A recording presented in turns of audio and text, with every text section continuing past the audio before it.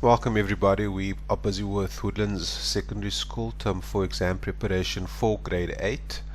This is lesson 1 and my name is Mr. Volkveld. So what we'd like to do is we're going to try and do two things with this lesson, and in this lesson we're just going to look at one example of each, and in the next lesson we're going to do some additional exercises. So the first question over here is we need to determine the LCM of two numbers using prime factors. For example, the one that we're going to use is we need to find the LCM of the numbers 68 as well as 340, and in the second example we are going to look at determining the square root of a number using prime factors. In this example we're basically looking at the number 100, the square root of 100. How do we find the square root of 100 using prime factors? So let's get right into this.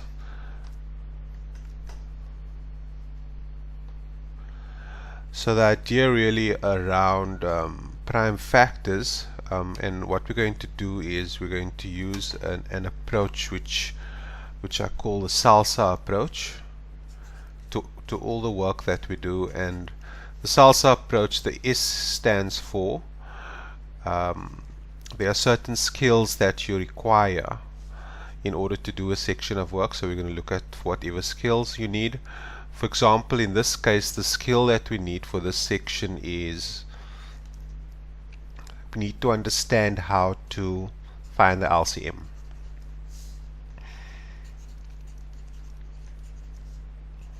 The A stands for algebraic language. So what's the algebraic language that we need to understand? The L stands for laws. What's the mathematical laws we require? The S stands for what's the strategy that we use? And then the A stands for what is the attitude we need to have for this particular section. So we'll come back to salsa a bit later, and in fact for every section. Okay, so we're going to start with the question is we need to determine what are the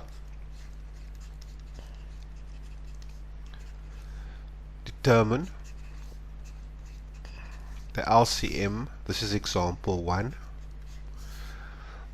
Determine the LCM of 68 and 340, and we want to determine it using prime factors.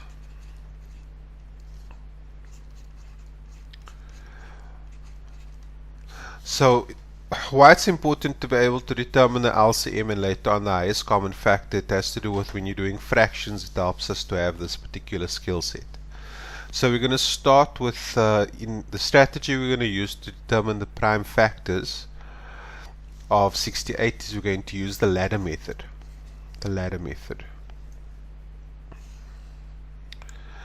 So let's start with 68. So the first thing that you can do is you can draw your ladder.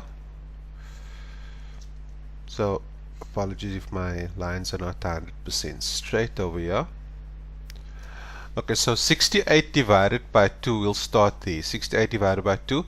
So we said earlier on, what are the skills that you require in order to do this section of work? One of the skills you require is the skill of division.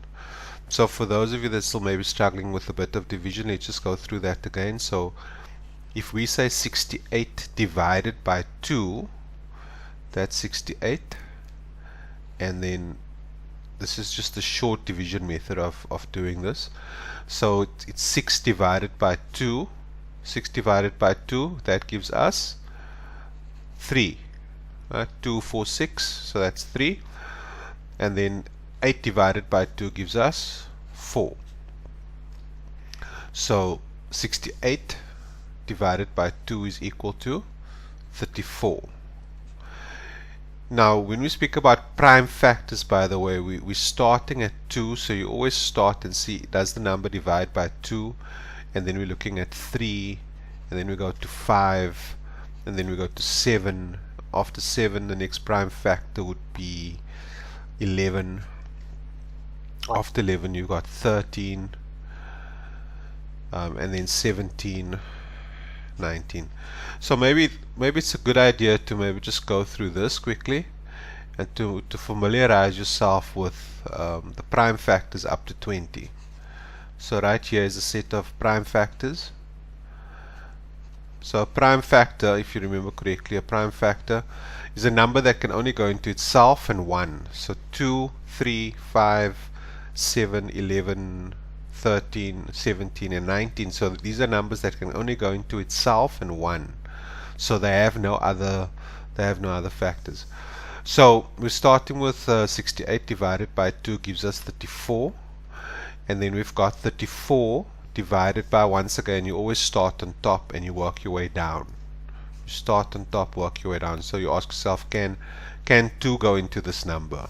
So 68 divided by 2 is 34, and 34 divided by 2 again, that gives us, once again, if you're not sure, we now need to go do our division over here. So it's 34, and we've got to go and take 34 and divide 34 by 2. So 3 divided by 2 is equal to 1, and then you have 1 remaining. 3 divided by 2 is equal to 1, and then there's 1 remaining over there. 14 divided by 2 is equal to 7. So you divide by 17, and what you'll notice is that 17 is a prime factor. So then we can just say, okay, divide by 17, and your answer is 1. So the idea really is that once you get to 1 over here, then you know you found your prime factors. So this here would basically give us the equivalent of 2 squared multiplied by 17.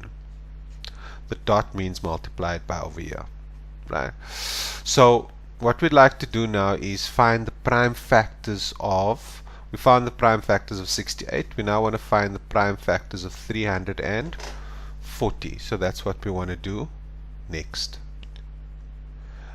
Right, so we want to find, you notice that I just erased some so that we have some space over here. So we want to find the prime factors of 340 now, and we basically do the same thing. We'd firstly we'd draw our lines. That was a bit skew, so let's try that again.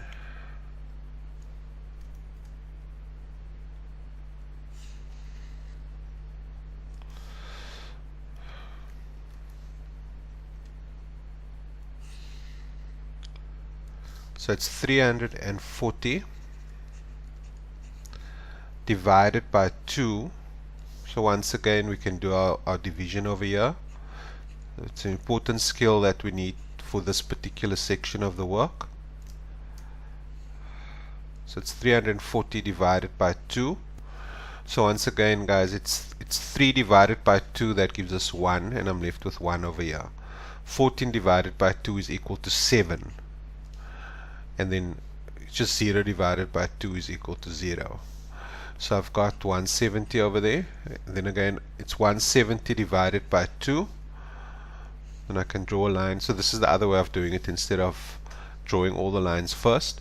So 170 divided by 2, once again you go to your short division and say, okay, 170 divided by 2. 1 divided by 2, that doesn't go, so you can put a dot there. 17 divided by 2, that equals 8. Remember, 2 times 16 gives you 8, so 8 goes into, or 2 goes into 17 8 times, so then you're left with 1, because 17 minus 16 is 1.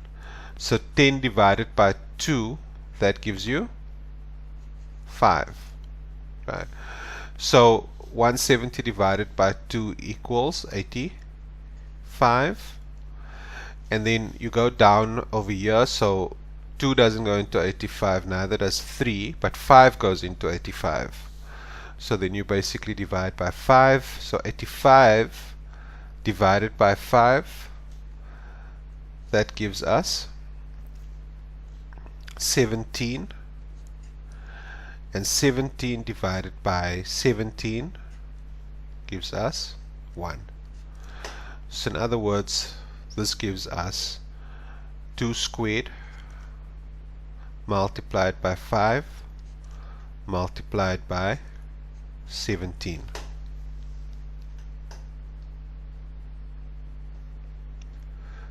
So now I basically have my factors for 68 and 340. So this is the important part of here. So now I can find my prime factors of these two sets of numbers. So the key secret here is to write down the first one. So you've got 2 to the power of 2 multiplied by 5 multiplied by 17, that's for 340, and then I've got 2 to the power of 2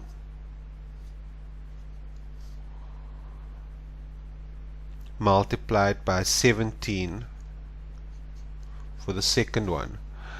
So the answer in terms of the lowest common multiple is going to be where you put the 2's below each other. We should have actually put the 17's below each other, but that's fine, and then the 5's below each other. So you have to look at both sets and say, okay, there's a 2 to the power 2 and a 2 to the power 5. So you a 2 to the power 2 and a 2 to the power 2, so you've got to take the highest 2. So in this case we are going to take 2 to the power of 2,